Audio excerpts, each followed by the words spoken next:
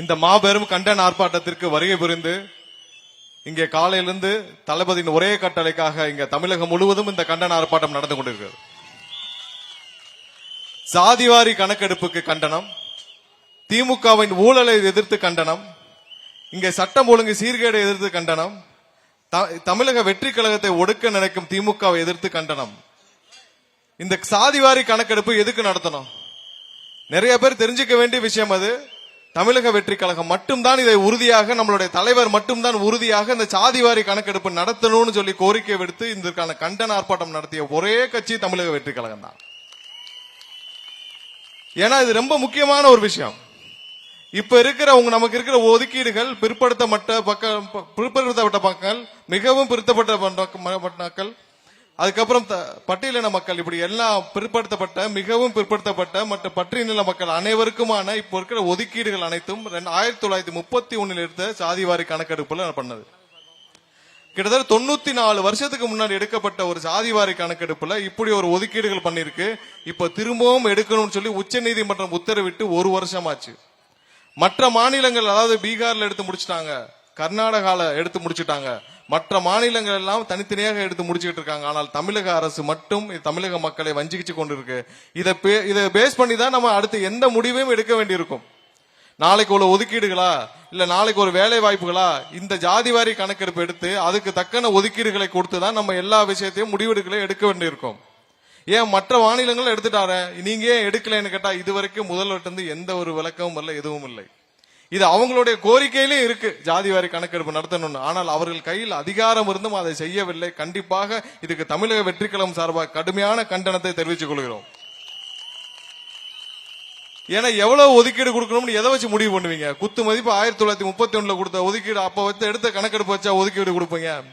இப்ப அதுக்கான வேரியேஷன், ரொம்ப பெரிய வேரியேஷன் இருக்கு. பொது பிரிவில் எவ்வளவு பேர் இருக்காங்கன்ற வேரியேஷன் இப்ப தெரிஞ்சாதானே நீங்க பொது பிரிவுக்கு கொடுக்க முடியும். பிசி பிற்படுத்தப்பட்ட மக்களுக்கு எவ்வளவு தெரிஞ்சாதானே அதை கொடுக்க முடியும். மிகவும் பிற்படுத்தப்பட்ட மக்களுடைய எண்ணிக்கை அதிகமாயிருக்குன்னு பல கணக்கெடுப்புகள் சொல்லுது. அதை தெரிஞ்சாதானே செய்ய முடியும். இது எல்லாம் செய்யாமல் வேடிக்கை பார்த்து கொண்டிருக்கிற தமிழக அரசுக்கு கடுமையான கண்டனத்தை தெரிவித்துக் கொள்கிறோம். அடுத்ததாக ஊழல். இந்த 5 வருஷம் இவங்க முடிச்சுட்டாங்க. 5 வருஷத்தை முடிச்சுட்டாங்கன்னா தமிழகத்தையும் சேர்த்து முடிச்சுட்டாங்க. என்னென்ன ஊழல் செஞ்சாங்கன்னு ஒரே ஒண்ணு நம்ம கிட்ட இருக்கிற டாக்குமெண்ட் ஒண்ணு இருக்கு. அதாவது இடி இங்க இருக்கிற ஒரு அமைச்சர், திருச்சி அமைச்சர், நேற்று நடத்துறாங்களே அந்த மாநாடு 2 நாளைக்கு முன்னாடி, அந்த மாநாடை நடத்திய புகழ்பெற்ற நேருடைய டாக்குமெண்ட் இடி அமைச்சிருக்காங்க. அது நிறைய பேர் பப்ளிஷ் ஆச்சு, எல்லாம் பார்த்திருப்பீங்க. இது ஒண்ணு மட்டும் உதாரணமாக சொன்னால் உங்களுக்கு புரியும் இந்த அரசு எவ்வளவு கொள்ளையடிச்சிருக்குன்னு சொல்லிட்டு. அவங்க நேரு கிட்ட இருக்கிற ஒரே ஒரு பிஏ, அந்த பிஏ உடைய போன்ல இருந்து 8 மாசத்துல எடுத்த ஊழல் மட்டும் 3000 கோடி. சாதாரணமா ஒரே ஒரு அமைச்சர், அந்த அமைச்சர் இருக்கிற ஒரு பிஏ, நீங்க கேட்டு பாருங்க நேருவுக்கு எத்தனை பிஏ இருக்காங்கன்னு. பிஏன்னா கலெக்ஷன் பாயிண்ட், அது பேரு, வெறும் பிஏ கிடையாது. அங்கங்க இப்ப பினாயில் வாங்குறதுக்கு ஒரு ஆளா, ப்ளீச்சிங் பண்றதுக்கு ஒரு ஆளா, அதெல்லாம் வாங்குற கலெக்ஷன் பாயிண்ட் நேருடைய கலெக்ஷன் 21 கலெக்ஷன் பாயிண்ட் இருக்கு. சின்ன ரமேஷ், பெரிய ரமேஷ், அப்புறம் அங்கிட்ட ஒரு கவி, இப்படி ஒரு 21 கலெக்ஷன் பாயிண்ட்ல ஒரே ஒரு கலெக்ஷன் பாயிண்ட் மட்டும் பிடிச்சது இல்ல. 8 மாசத்துல வாங்கின கலெக்ஷன் 3000 கோடி. அப்ப நீங்க மீதி இருக்கிற 21 கலெக்ஷன் பாயிண்டையும் பிடிச்சீங்கன்னா நமக்கு இப்ப 1000 ரூபாய் கொடுக்குறாங்க மகளிருக்கு, அதோடைய மாச பட்ஜெட்டே 3000 கோடி தான். இப்ப ஒரு கலெக்ஷன் பாயிண்டே 3000 கோடி பிடிச்சிருக்குன்னா அண்ணன் நேரு ஒருத்தரே போதும் இந்த மகளிருக்கான உரிமை தொகை மொத்தத்தையும் கொடுக்கிற அளவுக்கு அவருடைய மொத்த பட்ஜெட் இருக்குன்னு. அவர் ஒருத்தரே போதும். அப்ப மீதி இருக்கிற 32, 33 அமைச்சர்கள் எடுத்துக்கங்க, எத்தனை 1000 கோடி இங்க இருந்து கொள்ளையடிச்சிருக்காங்கன்னு சொல்லிட்டு. போன வாரம் நம்மளுடைய தளபதி அவர்களால் 11 அறிவிப்புகள் வெளியிடப்பட்டுச்சு. மகளிர் உரிமை தொகை 2500 ரூபாய், ஒவ்வொன்றும் இலவச பேருந்து, அதாவது பேருந்து பயணம், விலையில்லா பேருந்து கட்டணம், தமிழகம் முழுவதும் பெண்கள் எங்க ஏறினாலும் எந்த இடத்தில் போனாலும் அங்க பெண்களுக்கு பேருந்து கட்டணம் கிடையாது. இது 6 சிலிண்டர், வருஷத்துக்கு 6 சிலிண்டர் மகளிருக்காக கொடுக்கப்படும். இதெல்லாம் எங்கும் இல்ல, இதெல்லாம் உங்க பணம் தான். ஏன்னா 21 கலெக்ஷன் பாயிண்ட் வச்சு அண்ணன் நேரு அவர்களே பல 1000 கோடி எடுக்கிறப்ப அதெல்லாம் நிப்பாட்டினாலே உங்களுக்கு கொடுத்துடலாம்ல. நீங்க எல்லாம் கஷ்டப்பட்டு 5 ரூபா 10 ரூபான்னு வாங்குற வரி பணத்துல யாரோ ஒரு அமைச்சரும் அங்க ஒரு அமைச்சரும் இருக்கிற 32 அமைச்சரும் கொள்ளையடிச்சிட்டு போறத நிப்பாட்டினாலே நீங்க தமிழகம் முழுவதும் உங்களுக்கு பேருந்து மட்டுமல்ல அனைத்தையும் உங்களுடைய வரி பணத்தில் உங்களுக்கு நியாயமாக கிடைக்கப்பெற செய்ய வேண்டும். அதனாலதான் தளபதி அவர்கள் பேசுறப்பே சொல்லிட்டாரு, இதெல்லாம் எப்படி கொடுப்பீங்கன்னு கேட்பீங்க. எனக்கு தெரியும் 30% நீங்க வாங்குறீங்கல்ல, மக்களுக்கு தெரியாம ஒரு கட்டிங் வாங்குறீங்களே கமிஷன், அந்த கமிஷனை நிப்பாட்டினாலே போதும் மக்களுக்கு தேவையானவற்றை மக்களுக்கு கொடுக்க முடியும். இதெல்லாம் உங்கது, நீங்க கட்டின வரி. அதை மேனேஜ் பண்றதுக்கு 5 வருஷத்துக்கு ஒரு தடவை ஓட்டு போட்டு ஒரு டீம் உட்கார வச்சா அது ஏதோ குறுநில மன்னர்கள் மாதிரி.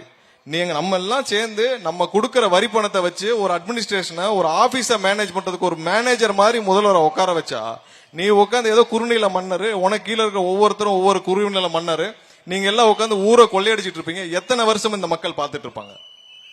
இதுவரை சரியான தலைவர், ஒரு நம்பிக்கையான தலைவர் அமையவில்லை. தளபதி என்று வந்திருக்கிறார். ஒட்டு மொத்த தமிழகம் பின்னாடி நிக்குது.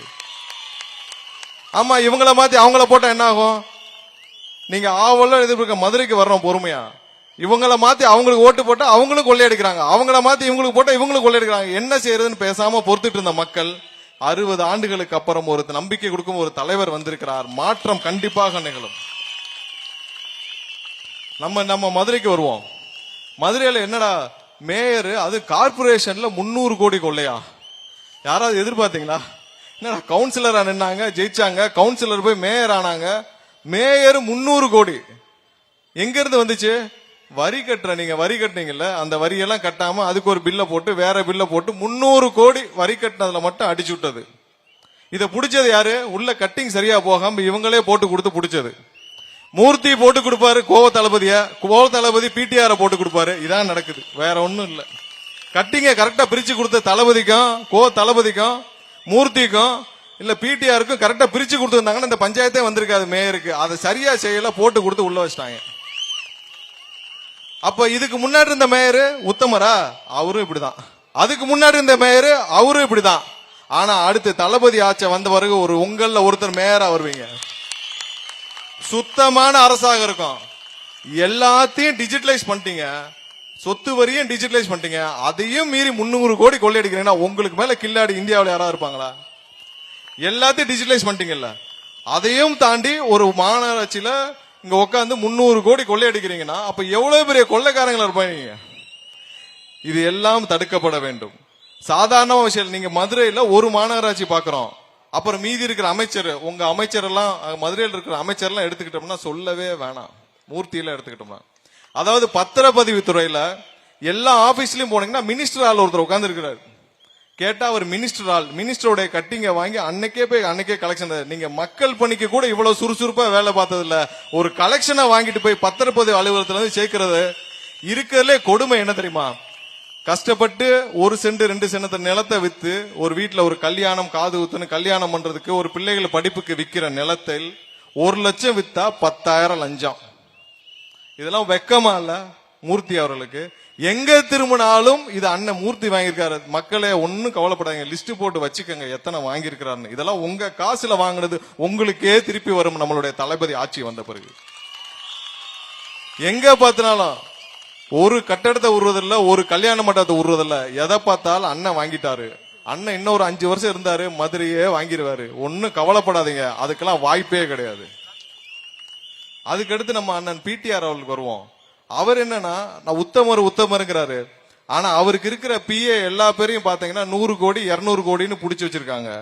அவங்களே போட்டு கொடுத்து அவங்களே புடிச்சு, நான் சொன்னேன் உள்குத்துல போட்டது கட்டிங் சரியா போகாம, அதுல பிடிஆர் உடைய கூட இருந்த உதவியாளர்கள் மாட்டியது மட்டும் 3-4 பேர். ஒருத்தர் already out of station escape.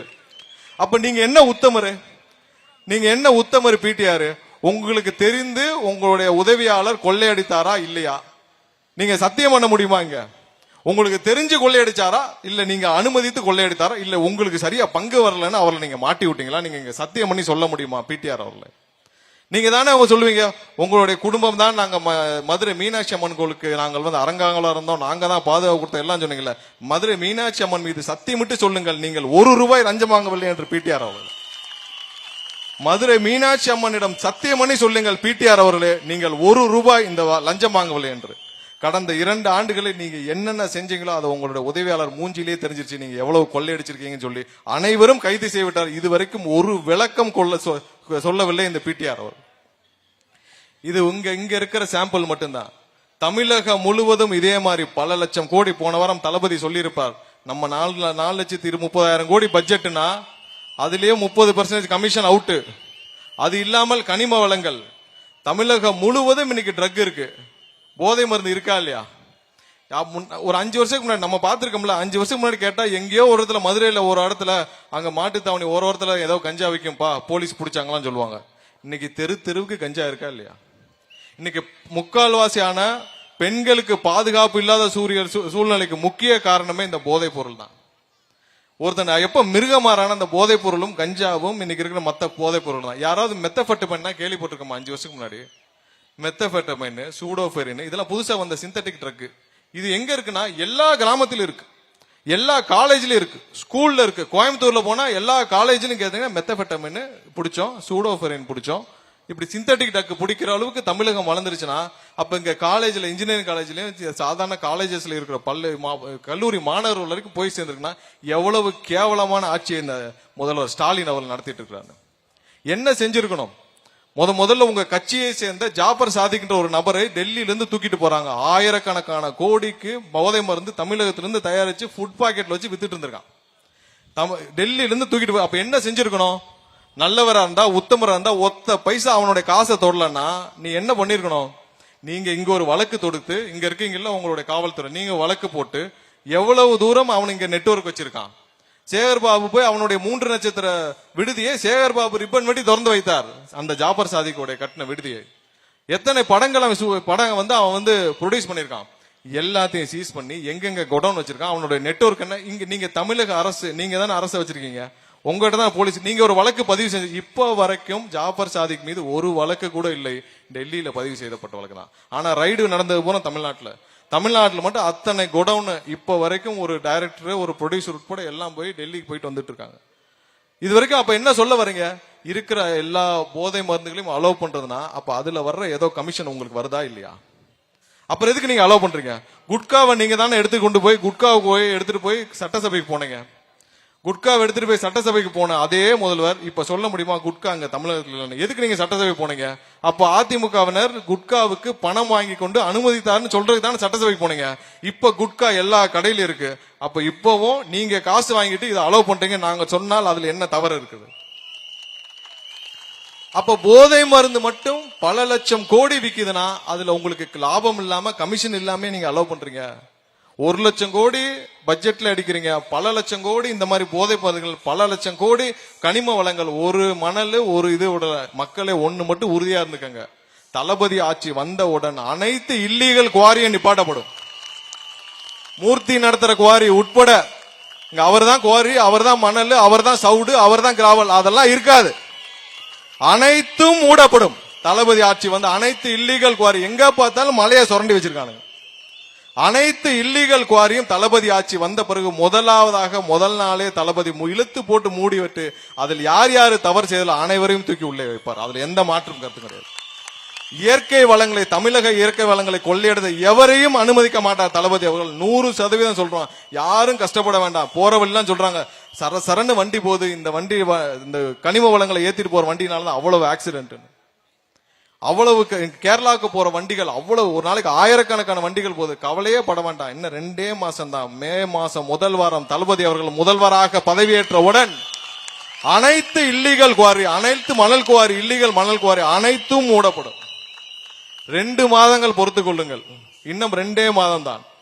தமிழகம் முழுவதும் இந்த கண்டன ஆர்ப்பாட்டம் இதை எல்லாம் மக்களுக்கு உணர்த்தும்படியாகத்தான் தளபதி என்று அறிவித்தார். அனைத்தும் மக்களுக்கு கண்டிப்பாக போய் சேர்ந்திருக்கும். இன்னும் 2 மாசம் பல கஷ்டங்களை தாண்டி, பல தடைகளை தாண்டி, பல நெருக்கடிகளை தாண்டி இன்னும் 2 மாச பயணத்திற்கு தயாராகி கொண்டிருக்கிறோம் தமிழக வெற்றிக்கழக நண்பர்களே. ஒண்ணு இல்ல, மக்கள் 80% தயாராக இருக்கிறார்கள் மாற்றத்தை விரும்பி. கண்டிப்பா மாற்றம் வரும். யாரும் ஒண்ணும் செய்ய முடியாது. நம்ம தான், தளபதி தான். தளபதிக்கான ஆட்சி வந்தவுடன் சொல்லும் அனைத்து வாக்குறுதிகளும் நிறைவேற்றப்படும். 2 மாசத்துல இப்ப இருக்கிற சூழ்நிலை அப்படியே மாறும். இன்னைக்கு இருக்கிற எந்த திமுகவினரும் தப்பு செய்து விட்டு தப்பிக்க முடியாது. அனைவருக்கும் தண்டனைகள் கண்டிப்பாக கிடைக்கும். அனைவரும் சிறப்பாக, ஏன்னா மக்களும் நமக்காக பணியாற்றிட்டு இருக்காங்க. தேர்தலை நோக்கி பொதுமக்கள் அனைவரும் நமக்காக பண்ணிட்டு இருக்காங்க. அவர்களுடன் சேர்ந்து அனைவரும் அடுத்த 2 மாதங்கள் தளபதிக்காக பணியாற்றுவோம், தமிழகத்திற்காக பணியாற்றுவோம், ஒரு மாற்றத்திற்காக பணியாற்றுவோம், தமிழகத்தின் விடுதலைக்காக பணியாற்றுவோம். கண்டிப்பாக 2026 ஒரு அனைவருக்கும் ஒரு வரலாற்று ஆண்டாக இருக்கும். அதில் எந்த மாற்றமும் இல்லை. தளபதி முதல்வராக செஞ்சாட்கோட்டில் பதவியேற்றவுடன் வெற்றி விழாவை மதுரையில் வேண்டும் என்று நாங்கள் மாநாட்டிலே கேட்டோம். மாநாட்டிலே கேட்டாச்சு. முதல்வராக வந்த பிறகு வெற்றி விழா இங்க மதுரையில வேண்டும்னு சொல்லிட்டு அதே போல இருக்கும். கவலைப்படாதீங்க. அதுவரை அயராது பணியாற்றுவோம், தளபதியை முதல்வராக்குவோம். இந்த ஆர்ப்பாட்டத்திற்கு இங்கே சிறப்பாக இந்த ஏற்பாடுகளை செய்த அண்ணன் தங்கபாண்டி அவர்களுக்கும், இங்கே வருகை வந்த மாவட்ட செயலாளர் சகோதரர் விஜயன்பன் கல்லாணி அவர்களுக்கும், தம்பி மருது அவர்களுக்கும், தம்பி விஷால் அவர்களுக்கும், உசிலம்பட்டி மாவட்ட செயலாளர் சகோதரர் SOP விஜய் அவர்களுக்கும் மற்றும் இங்கே வருகை புரிந்த அனைவருக்கும் என்னுடைய நன்றியை தெரிவித்துக் கொண்டு விடைபெறுகிறேன். நன்றி, வணக்கம்.